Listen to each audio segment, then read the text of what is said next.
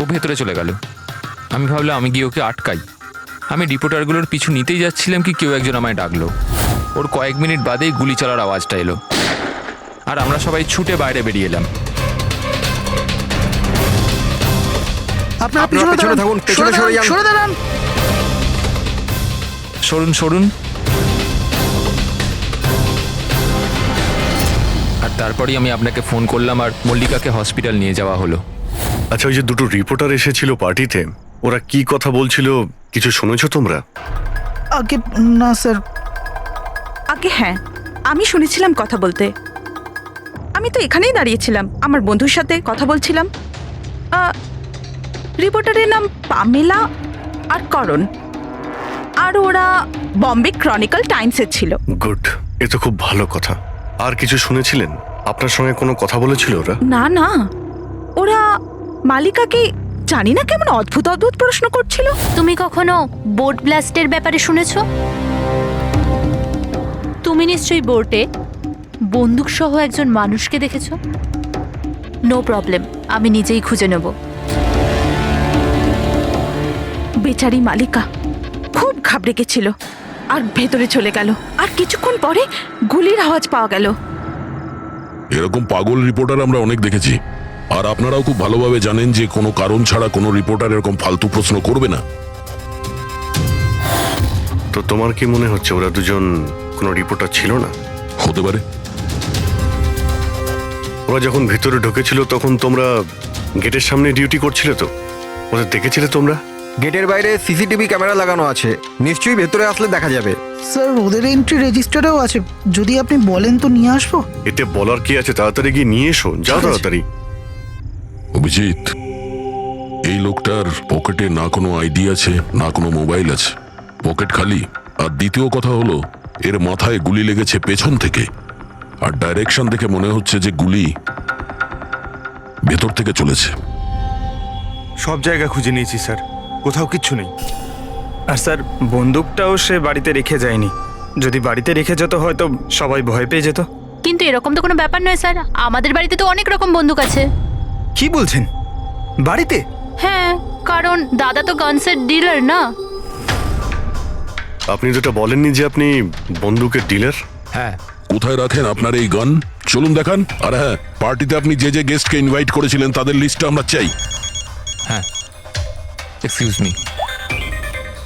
Hello, কি? হ্যাঁ হ্যাঁ, আমি আমি আমি এক্ষুনি আসছি। ঠিক আছে, আমি আসছি। আমরাও যাব আপনার সাথে আপনার ওয়াইফের সঙ্গে দেখা করতে। হতে পারে এই খুনের সঙ্গে তার অজ্ঞান হয়ে যাওয়ার কোনো না কোনো রিলেশন আছে। মল্লিকার আগের জীবনটা পুরো সাদা, একদম ফাঁকা। ইনফ্যাক্ট যে হসপিটালে আমি ট্রাস্টি, মল্লিকা ওখানকার একটা পেশেন্ট ছিল।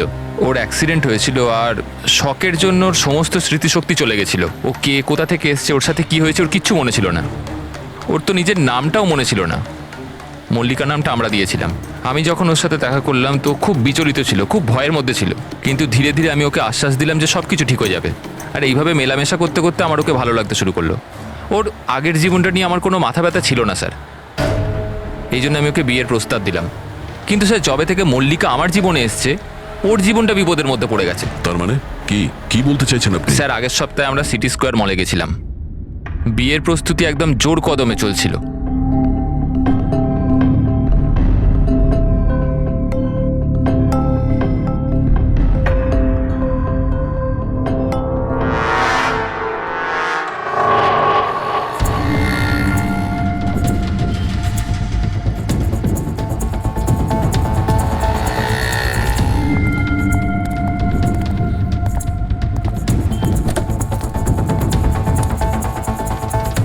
ম্যাডাম, মনে হচ্ছে আমি আপনাকে আগে কোথাও দেখেছি। আমায়? চিনতে পারলেন না আমাকে? না, আমি চিনি না আপনাকে। কি বলছেন চিনতে পারলেন না? এই দেখুন পোড়া মুখ, বোট, কিছু মনে পড়ছে না আপনার? না সরি, আমি আপনাকে চিনি না। কি বলছেন আপনি চিনতে পারছেন না? আমি জানি তো আপনি দিয়া ম্যাডাম, তাই না? আপনার কিছু ভুল হচ্ছে, আমার নাম মল্লিকা। আরে আপনি দিয়া ম্যাডাম তো। বোটে আপনি এসেছিলেন আপনার জন্মদিন পালন করতে, মনে নেই? না। নেই কি করে? আপনি মনে করুন। আরে আমার হাত- এই দেখুন আমার পোড়া মুখ। হাত ছাড়ো। আমার কোনো ভুল হতেই পারে না। আপনি চিনতে এই, পারছেন না আমাকে? ছাড়ো গে, আমি ছাড়ো চিনি গে। না আপনাকে। হাত দিচ্ছিস কেন কি গায়ে? বলছেন কি? উনি তো আমাকে চেনেন, দিয়া ম্যাডাম। এনার জন্যই আমার মুখটা পুড়ে গেছে, এখন আমাকে চিনতেই তুই এখান থেকে বেরো, না হলে কিন্তু আমি পুলিশকে ডাকবো। আরে পুলিশ, আরে পুলিশ, এই, দাঁড়া, দাঁড়া। পুলিশকে ডাকবে ও। কিছু হয়নি, it's all right, it's all right. চলো চলো, তুমি গাড়িতে বসো। সেই লোকটা আর কোনোদিন সামনে এসেছিল? না স্যার, কিন্তু ওর 2 দিন পরে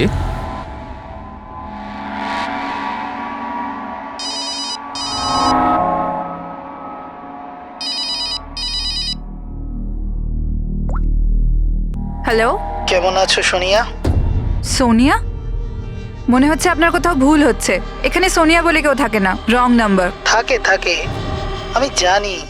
আমি ওর সাথেই তো কথা বলছি। আর খুব তাড়াতাড়ি আমি তোমার কাছে আসব, তোমার কাছে, তোমাকে মারার জন্য। বেদান্ত, তোমার এই ঘরে যে লোকটা মারা গেছে তার সঙ্গে এর নিশ্চয়ই কোনো সম্পর্ক আছে। হতে পারে ও তোমার ওয়াইফকে মারতে এসেছিল কিংবা হুমকি দিতে এসেছিল। কিন্তু একটা কথা সত্যি যে এটা সেই লোক না যার মুখে ক্ষত ছিল। আমরা চেক করেছি, কিচ্ছু ছিল না। কিন্তু 100% কোনো না কোনো কানেকশন তো আছে।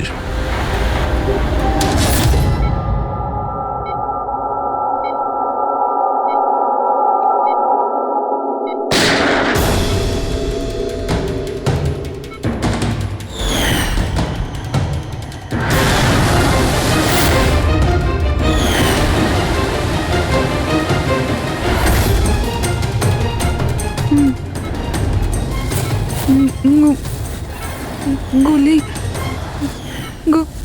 গুলি, না না,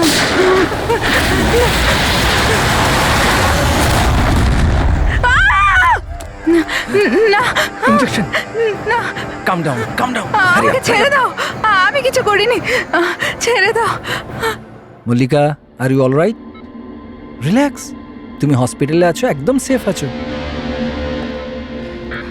মল্লিকা, মল্লিকা, মল্লিকা কেমন আছো তুমি? হ্যাঁ, ও গড, কেমন, ঠিক আছো তো তুমি? ঠিক আছো? ডক্টর ঈশান্ত, আপনি বলছিলেন যে বেদান্তকে, যে মল্লিকা একটু অস্থির হচ্ছিল, কিছু বিড়বিড় করছিল। কি হয়েছিল ওর? আসলে মল্লিকা যখন জ্ঞান ফিরল, খুব অদ্ভুত ধরনের কথা বলছিল। এরকম মনে হচ্ছিল যেন ও এখানে তো আছে, কিন্তু ওর মস্তিষ্ক অন্য কোথাও। মানেটা কি? এরকম মনে হচ্ছিল যেন ও কোনো পুরনো ঘটনার কথা মনে করছিল। ওর অবচেতন মন যেন ওই ঘটনাটাই দেখছে। মল্লিকা, দেখো, ঘাবড়িও না, কিচ্ছু হবে না তোমার। তুমি কি দেখেছো বলো, কি শুনেছো? গুলির আওয়াজে আমার চোখ খুললো। যখন যখন আমি চোখ খুললাম তো আমি অদ্ভুত অদ্ভুত জিনিস দেখছিলাম। একটা বোট, আর আর আর একটা লোক, ওই লোকটার হাতে একটা বন্দুক ছিল, আর বন্দুকটা আমার দিকে তাক করে, আর আর ওই ব্লাস্ট হয়ে গেল, ওই ব্লাস্ট।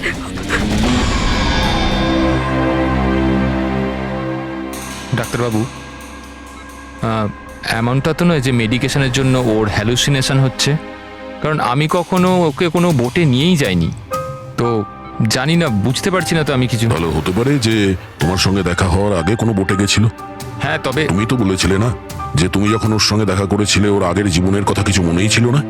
এক্স্যাক্টলি, এরকম মনে হচ্ছিল যেন ওর কোনো পুরনো ঘটনা বা ওর জীবনের কোনো মুহূর্ত ওর মস্তিষ্কে নাড়া দিচ্ছে। ডাক্তারবাবু, আপনি তাহলে বলতে চাইছেন যে এটাও মল্লিকার জীবনের গল্পের একটা অংশ? হতে পারে সেটা। আমাদের সাবকনসিয়াস মাইন্ড কখনো কখনো কোনো ঘটনাকে, ওর মেমোরিকে মনের মধ্যে আঁকড়ে ধরে রাখে। আর ওই ঘটনার সঙ্গে সম্পর্কিত কোনো ঘটনা বা জিনিস সামনে আসে, তাহলে ওই ঘটনাটা আবার পুনরায় মনে আসে।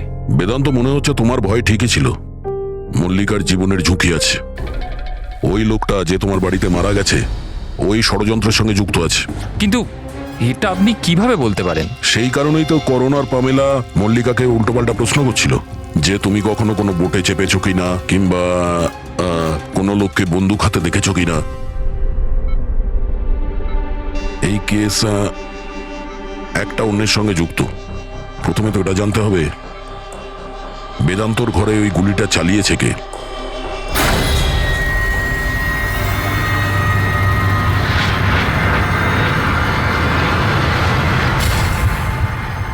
স্যার, এগুলো লিগ্যাল ডকুমেন্ট আর লাইসেন্স সব আমাদের কাছে আছে। আচ্ছা, এখানে এই রুমে কারা কারা আসতে পারে? এখানে বেদান্ত স্যার, মল্লিকা বৌদি আর শায়লা ম্যাডাম ওনার বন্ধু আসতে পারে। অদ্ভুত তো, এখানে তো সবাই আসতে পারে। অনেকে এখানে আসতো, তার মানে তো যে কেউ বন্দুক নিয়ে এখান থেকে ইউজ করতে পারে। স্যার, হ্যাঁ স্যার এরা দুজন রিপোর্টার সেজে এসেছিল, সিসিটিভি ফুটেজে ধরা পড়েছে। মিডিয়া অফিসগুলো থেকে খোঁজ নিয়ে জানতে পারলাম যে এরা কোনো অফিসেই কাজ করে না। নকল রিপোর্টার? ঠিক আছে, এদের ব্যাপারে খোঁজ নাও আর এখানকার সমস্ত বন্দুক বাজেয়াপ্ত করো।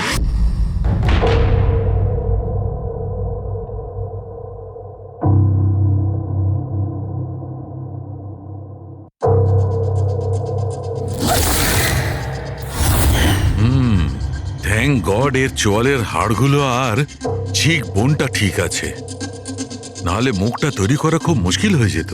বেশিরভাগ খুলিটা তো ভেঙে চৌচির হয়ে গেছে। যাই হোক, এই হাড়গুলো দিয়ে তো মুখটা বানানো যেতে পারে।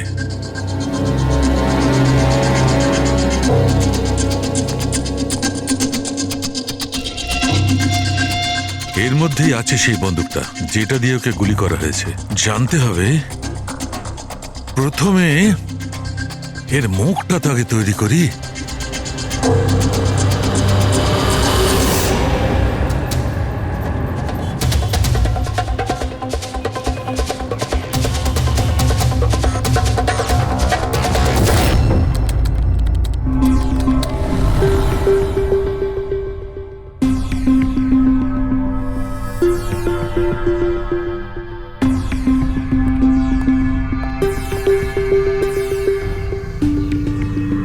মল্লিকার কাছে যে সোনিয়ার নাম করে হুমকি দেওয়া ফোন আসছিল, সেটা পিসিও থেকে আসছিল, সেখান থেকে খুঁজে বের করা খুব মুশকিল। আর এই লোকটা মানে অর্ধেক পুড়ে যাওয়া লোকটা যে ওকে ভয় দেখাচ্ছিল, এর কোনো ক্রিমিনাল রেকর্ডও নেই।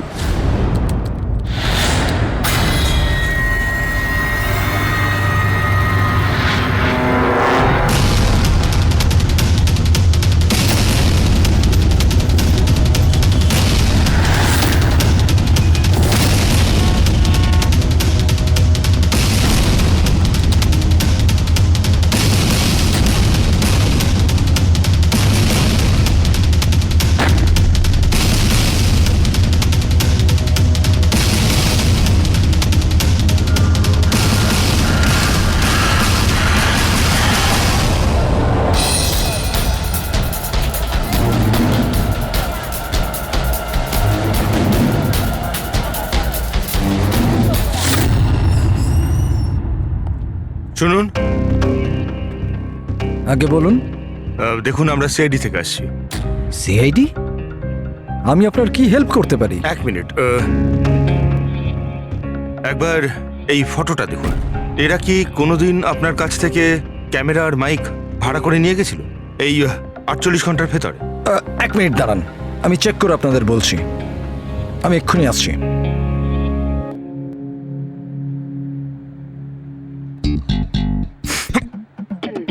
কি হয়েছে? আরে ধরিস না, খারাপ হয়েছে। কিচ্ছু হবে না। আরে ওগুলো তো দেওয়ালে এমনি টাঙানো রয়েছে। কি ফ্রেডি স্যার? আগে হ্যাঁ, এ করণ আর পামেলা, এরা 48 ঘন্টা আগে আমাদের এখান থেকেই মাইক আর ক্যামেরা ভাড়া করেছিল।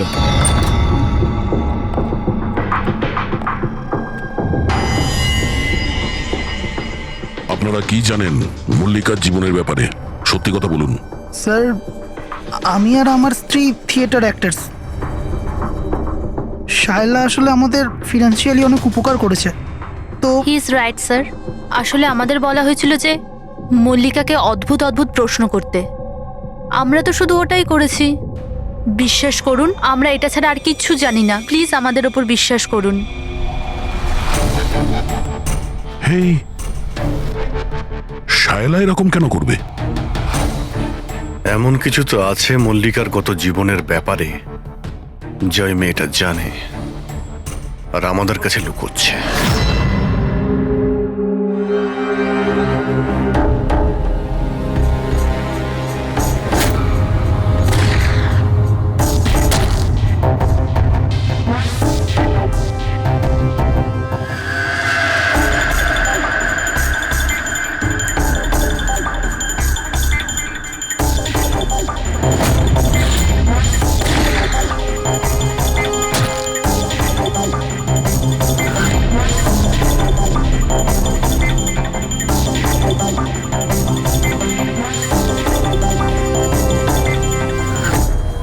এইটা হচ্ছে ওর মুখ।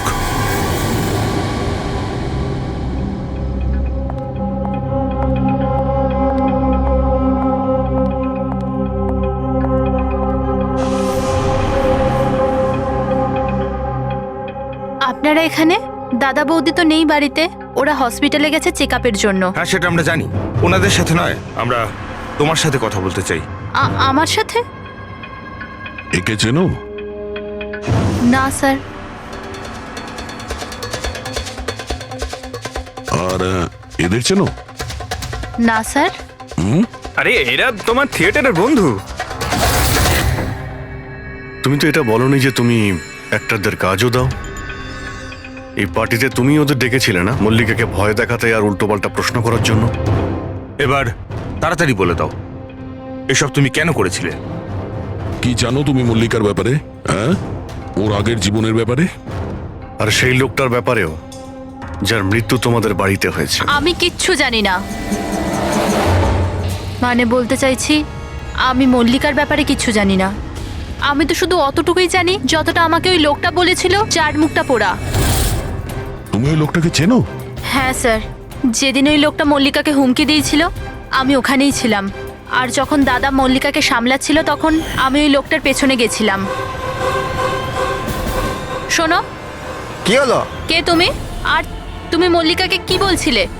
কি করে জানো তুমি ওকে? এটা আপনি আমায় কেন জিজ্ঞেস করছেন? ওনাকে জিজ্ঞেস করুন, যে মল্লিকা সেজে ঘুরে বেড়াচ্ছে ওনাকে জিজ্ঞেস করুন। দিয়াকে উনি বলবেন যে 1 বছর আগে কি হয়েছিল বোটে। হ্যাঁ, এই দেখুন, এই সব কিছু ওর পরিণাম। হ্যাঁ, আমাকে জিজ্ঞেস করছে কে মল্লিকা। আমার মল্লিকাকে নিয়ে কোনো চিন্তা নেই, কিন্তু আমি শুধু আমার দাদাকে নিয়ে চিন্তিত। আর আমি চাই না ওই পাগল মেয়েটার জন্য আমার দাদাকে হারিয়ে ফেলি। স্যার, এর থেকে বেশি আমি কিচ্ছু জানি না, সত্যি বলছি। স্যার, তার মানে এটা তো ডেড এন্ড। ঠিক আছে, আপনি যান। এখন তো একটাই রাস্তা আছে।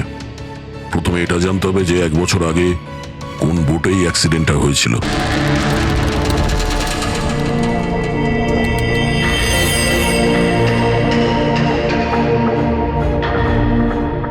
এমন যতগুলো কেস হয়েছে সব কটা দেখো 10 মাস থেকে 1 বছরের মধ্যে।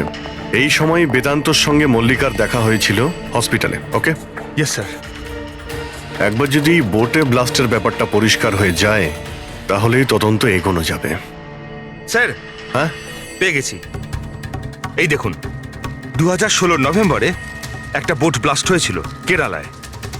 স্যার, ওই বোটে 4 জন ছিল, হাজব্যান্ড ওয়াইফ, ওনাদের মেয়ে দিয়া, আর ওই বোটের মাঝি। বম ব্লাস্টের জন্য স্যার সবাই মারা গেছিল, শুধু ওই মাঝি ছাড়া। স্যার, এ তো মল্লিকা। মল্লিকা, দিয়া, এর ফ্যামিলি তার কে কে আছে? স্যার, মাথুর ফ্যামিলিতে 4 জন মেম্বার, হাজব্যান্ড ওয়াইফ, ওদের মেয়ে দিয়া, আর ওর ভাই রতন। 1 মিনিট স্যার, এই যে এটা ওর ফটো, রতনের। এটা তো সেই লোকটা যার মৃত্যুটা গুলি লেগে হয়েছে বেদান্তর বাড়িতে। কিন্তু স্যার, গুলিটা মারলো কে? এখন এই সব প্রশ্নের উত্তর কেরালাতে গেলেই জানতে পারা যাবে।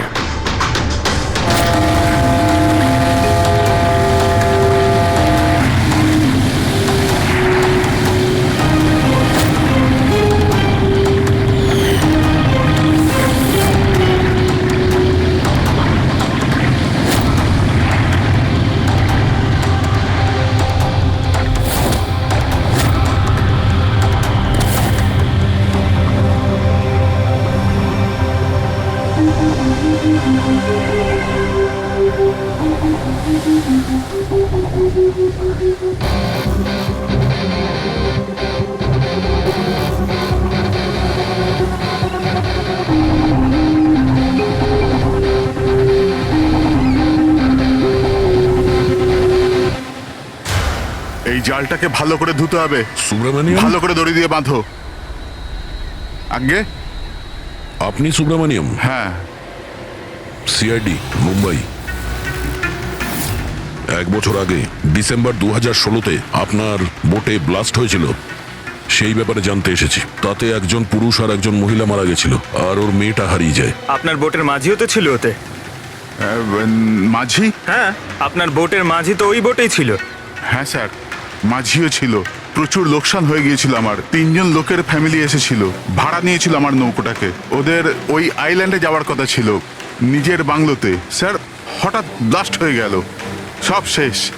আমার নৌকোটাও, আমার মাঝিটাও, ও বেচারাও খুব কষ্ট পেয়েছিল। অর্ধেক মুখ জ্বলে গিয়েছিল ওর। আচ্ছা, এই কান্তকে এখন কোথায় পাওয়া যাবে? এখন বলতে পারবো না স্যার, আমি জানি না ও কোথায় থাকে এখন।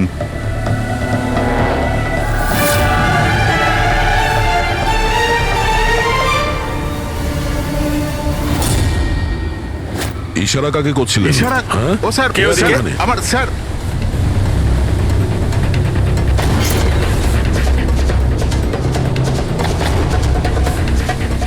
এই, এই, এই, এই, দাঁড়া।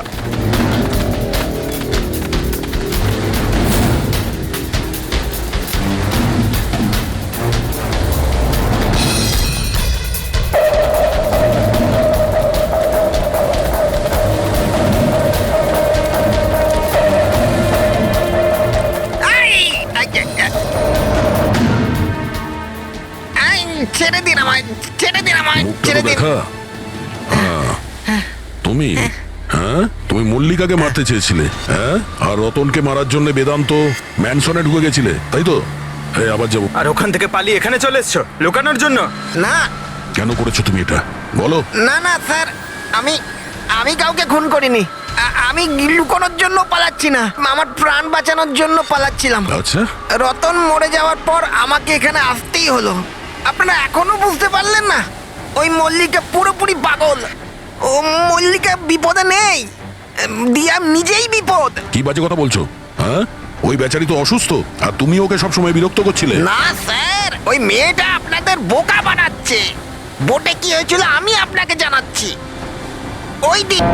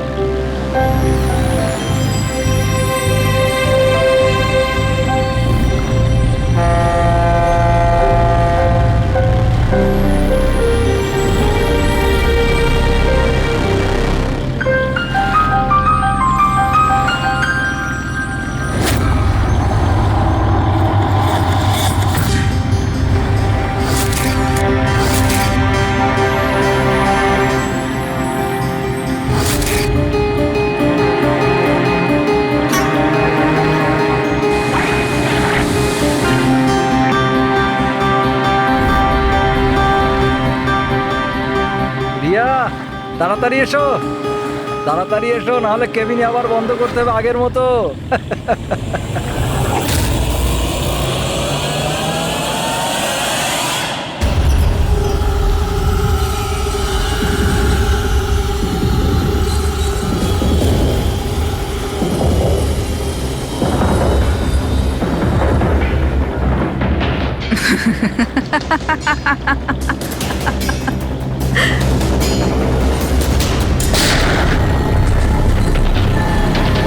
এটা আপনি কি করলেন? নিজের বাবা মাকে মেরে ফেললেন। দিয়া ম্যাডাম, এটা আপনি কি করলেন?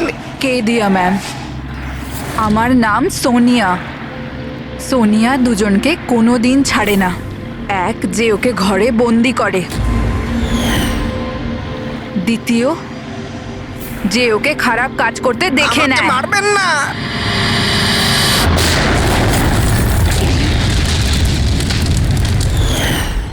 আমি তো বেঁচে গেলাম, কিন্তু বোটটা জ্বলে যাওয়ায় আমার মুখটাই জ্বলে গেল। তারপর আমি রতনের সাথে দেখা করতে যাই, যে এই বুটের বুকিং করেছিল। ও বলল কাউকে এটা বলতে না, যে একটা বড় দুর্ঘটনায় ওদের পুরো ফ্যামিলিটাই শেষ হয়ে গেছে। খুব বড় লোক ওরা, অনেক বদনাম হবে ওদের, এই জন্য বলিনি আমি। কিন্তু এটা কার জন্য হলো? ওই মাথুর বাবুর মেয়ে দিয়া, ওর পাগলামির জন্য। পাগলামো? হ্যাঁ, দিয়া, যাকে আপনারা মল্লিকা ভাবেন না, ওর দ্বিতীয় রূপ সোনিয়া। ওর ভেতরে একটা ভয়ঙ্কর পাগল খুনি বাস করছে। স্যার তার মানে স্প্লিট পার্সোনালিটি? যদি এ সত্যি কথাই বলে তাহলে তো আমাদের আগে এটা জানতে হবে যে দিয়ার ভেতরে সোনিয়া ও রতনের খুন করেছে কিনা। আর যদি করে থাকে তাহলে দিয়ার ভেতরে সোনিয়াকে যে কোনোভাবেই জাগাতে হবে।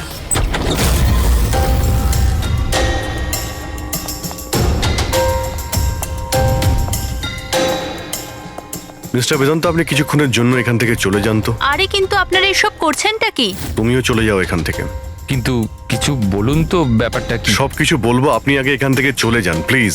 যান যান বাইরে। যান, তুমিও যাও। না না, আপনি না, আপনি ওখানে বসুন। স্যার, আপনি বসুন ওখানে। বেদান্ত, চলুন বসুন ওখানে। কি হয়েছে স্যার? সব ঠিক আছে? কিছু হয়নি, এবার হবে। আজকের পর থেকে না আপনি বেদান্তর সঙ্গে দেখা করবেন, আর না ওর বোনের সঙ্গে। শুধুমাত্র এদের দুজনের সঙ্গেই না, তুমি কারোর সঙ্গে দেখা করবে না। হ্যাঁ, কিন্তু কিন্তু বাদ দাও। একটা কথা পরিষ্কার করে শুনে রাখো সোনিয়া, না তুমি কারোর সঙ্গে দেখা করবে, আর না কারোর সঙ্গে কথা বলবে। আর আমাদের পারমিশন ছাড়া তুমি এই বাড়ি থেকে এক পাও বাইরে রাখবে না। এই বাড়িতে তুমি বন্দি।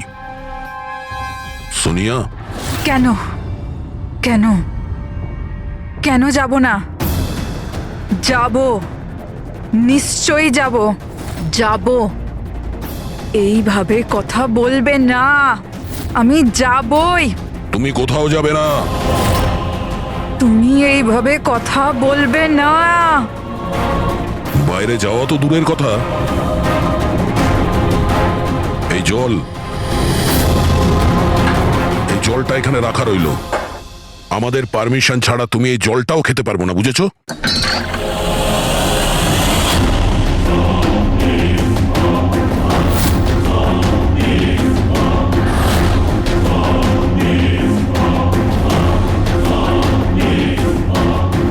তুই আটকাবি আমাকে নাকি তুই সোনিয়া নিজের ইচ্ছার মালিক? সোনিয়াকে কেউ আটকাতে পারবে না। সোনিয়াকে কেউ আটকাতে পারবে না।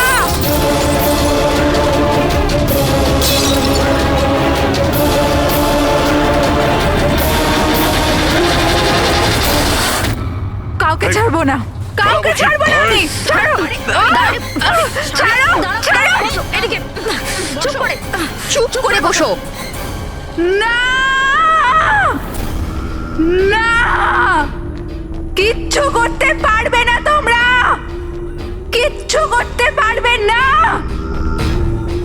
সোনিয়া থাকতে দিয়ার কেউ কিচ্ছু করতে পারবে না, কিচ্ছু করতে পারবে না।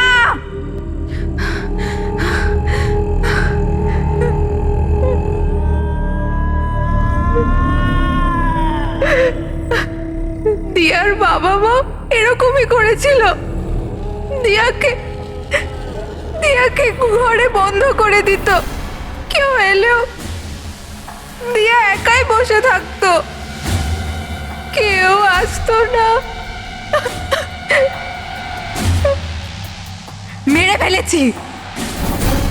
মেরে ফেলেছি আমি দিয়ার বাবা মাকে। তোমাদেরও মেরে দেব, তোমাদের সবাইকে মেরে দেব। কে তুমি?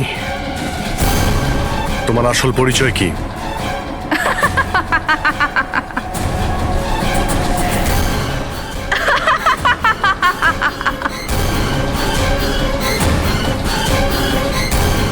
আমি কে?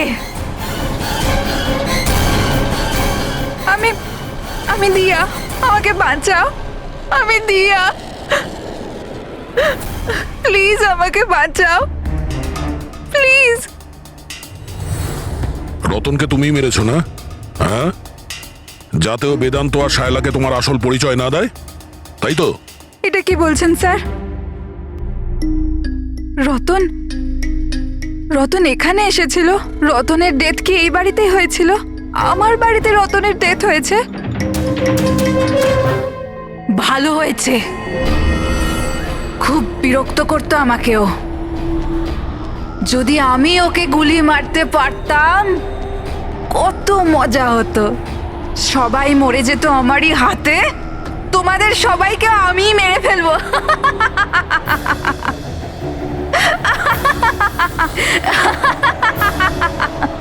খোলো আমাকে, আমি বলে দিচ্ছি, আমাকে খুলে দাও, না হলে তোমাদের সবাইকে মেরে ফেলবো।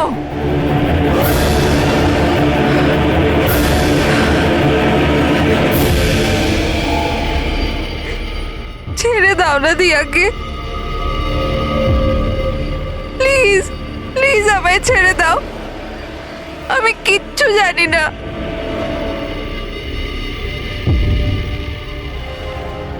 বেদান্ত, বেদান্ত, বেদান্ত, তুমি কোথায় গেলে? বেদান্ত কোথায়? প্লিজ আমাকে এখান থেকে নিয়ে যাও। খুলে দাও, খুলে দাও আমাকে।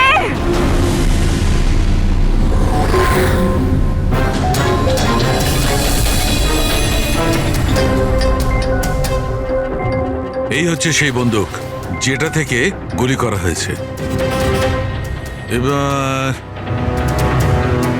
অভিজিৎ, তুমি এক কাজ করো, এই বন্দুকটা নাও আর ওই সেকেন্ড ফ্লোরে যে উইন্ডোটা আছে ওখানে গিয়ে একে গুলি করো। ওখান থেকে? Come on go. আরে স্যার, এটা 9mm বন্দুক। যদি আমি জানালা থেকে দাঁড়িয়েও এই ডামিকে গুলি করি তাহলে গুলিটা ডামি পর্যন্ত পৌঁছানোর আগেই নিচে পড়ে যাবে। রেঞ্জ খুবই কম হয়, এর গুলি লাগবেই না। আচ্ছা, ওর গুলিটা লাগবেই না। ওকে, এর গুলিটা যদি ওখান থেকে না লাগে তাহলে দয়া দয়া তুমি এক কাজ করো, তুমি এখান থেকে 7-8 ফুট দূর থেকে একে গুলি করো। Come on.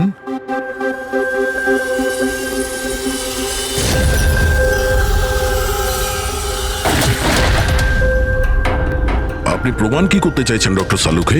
দয়া এটাই যে মল্লিকা বিপজ্জনক হতে পারে, খুনিও হতে পারে, কিন্তু ও নিজের ভাই রতনকে মারেনি। কি বেসিসে তুমি এটা বললে? আমি বলছি, দয়া, যখন তুমি একে গুলি মেরেছো এই গুলিটা সিধে এখানে গিয়ে লেগেছে এর খুলিতে নিচের দিকে।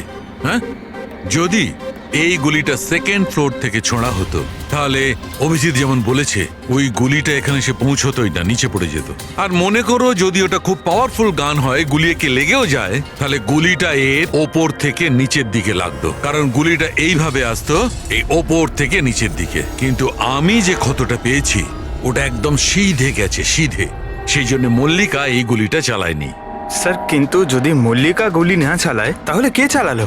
এই গুলিটা যেই চালিয়ে থাকুক ও এখানেই ছিল, এই গ্রাউন্ড ফ্লোরে, এরই আশেপাশে। তার মানে স্যার ও পার্টিতে উপস্থিত ছিল, আর যখন পার্টিতে ছিল তাহলে পার্টির জামা কাপড় পরেছিল। আর যদিও গুলি চালিয়েই থাকে তাহলে ওর কাপড়ে গান পাউডারও থাকবে। কারেক্ট। বেদান্তর বন্ধু মল্লিকা আর ওর ননদ আর ওই যে দুজন নকল রিপোর্টার ছিল না, ওদের সবার ড্রেস নিয়ে আসো, ওদের না জানিয়ে।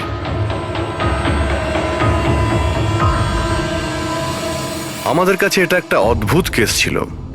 শুরুতে আমরা বুঝতেই পারছিলাম না যে খুনি আসলে কে, কিন্তু কথায় আছে না, সত্য কোনোদিনও গোপন থাকে না। ও মল্লিকাকে হুমকি দিয়েছিল, ভয় দেখিয়েছিল, এটা সত্যি। আর 1 বছর আগে মল্লিকা ওর বাবা মাকে খুন করেছিল, এটাও সত্যি। কিন্তু মল্লিকার ভাইয়ের খুন না মল্লিকা করেছে আর না নৌকো চালক করেছে। রতনের খুন সেই করেছে যে রতনের খুব কাছে দাঁড়িয়েছিল, একদম কাছে।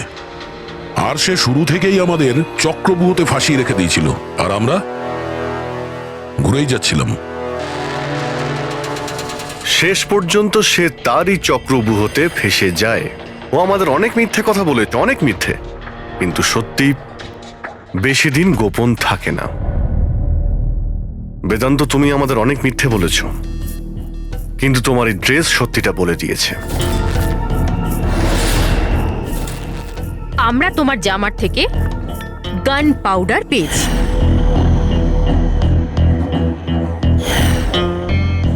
আমি রতনকে গুলি মেরেছিলাম। রিসেপশনের একদিন আগে ওর একটা ফোন এসেছিল, আর ও রিসেপশনের দিনও এখানে এসেছিল। আমি ওর সাথে একা দেখা করতে গেলাম, কি সব উল্টোপাল্টা কথা বলছিল যে মল্লিকার মাথার ঠিক নেই, ওর নাকি ডিসঅ্যাসোসিয়েট ডিসঅর্ডার আছে, স্প্লিট পার্সোনালিটি, জানি না আরো কি সব বলছিল মল্লিকাই নাকি ওর মা বাবাকে মেরেছে, আর ও আমাকেও নাকি মেরে দেবে। খুব রাগ হয়েছিল ওর ওপরে। যখন আমি ওর কথা না শুনে ওকে এখান থেকে বেরিয়ে যেতে বললাম, তো আমাকে ধমকি দিল যে ও নাকি পুলিশে গিয়ে সব কিছু বলে দেবে। ও তো ভয় পাচ্ছিল যাতে মল্লিকা না ওর খুন করে দেয়। তারপরে খুব অদ্ভুত কথা বলছিল যে মল্লিকা পাগল হয়ে গেছে, জোরে জোরে চিল্লাতে শুরু করে দিল। বলছিল যে মল্লিকাকে ঘরের ভেতর আটকে রাখো, না হলে সবাইকে মেরে দেবে। আমি ওর কথা শুনলাম না, আর ওকে বললাম যে ও যেন ওখানেই দাঁড়ায়।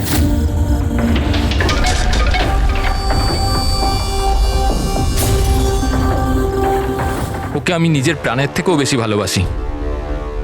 আর ওই রতন, এই রতন ওকে পাগল বলছিল, ওকে জেলে পাঠাতে চাইছিল। সবকিছু শেষ হয়ে যেত, মল্লিকার জীবন, আমার ইমেজ, এই সব কিছু শেষ হয়ে যেত। সেটা তো মিস্টার বেদান্ত ধরে নাও শেষ হয়েই গিয়েছে। আর তুমি এটা কি করে ভাবলে যে তুমি কারো খুন করে দেবে আর তোমার জীবন আর ইমেজ ঠিক থাকবে? হ্যাঁ,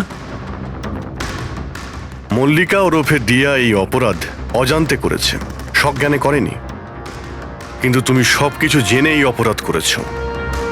সেই জন্য মল্লিকা যাবে অ্যাসাইলামে, আর তুমি যাবে গরাদের ভিতরে।